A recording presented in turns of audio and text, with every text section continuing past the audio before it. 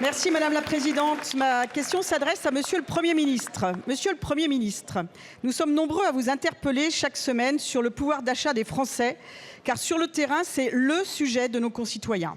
Alors je vais sûrement vous agacer, mais je vais moi aussi vous interroger sur le quotidien de ces millions de Français qui vivent au centime près, qui subissent depuis des années les effets de votre politique et à qui la crise du carburant porte un coup fatal.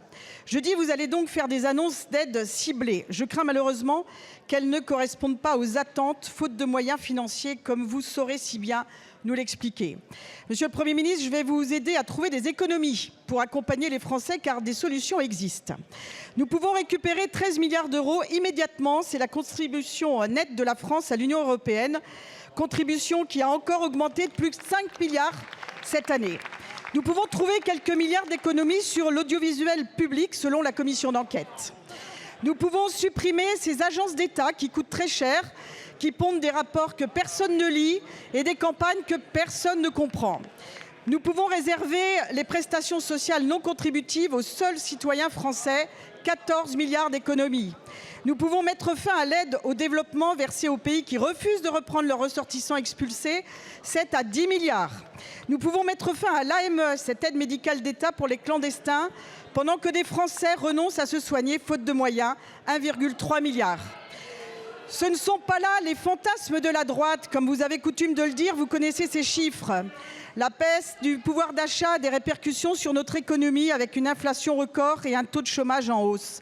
La France est au bord de la récession. Alors, Monsieur le Premier ministre, pour les Français qui se disent que les efforts, c'est toujours pour eux, allez-vous enfin étudier ces pistes d'économie, leur apporter des vraies réponses, par exemple rapprocher leur salaire net du brut, baisser les cotisations, baisser la TVA, réduire les dépenses de l'État, réduire la dette, ou comptez-vous rendre le pays en ruine en 2027 ? Merci Madame la députée. La parole est à Monsieur Serge Papin, ministre des Petites et Moyennes Entreprises, du Commerce, de l'Artisanat.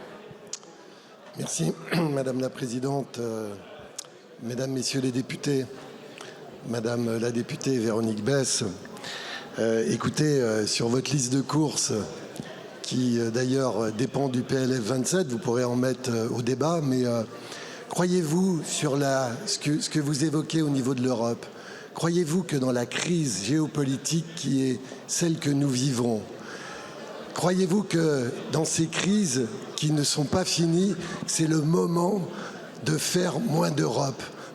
Ça veut dire que... Oui, mais non, justement. Ça veut dire que si vous faites ça, vous condamnez la France à la régression.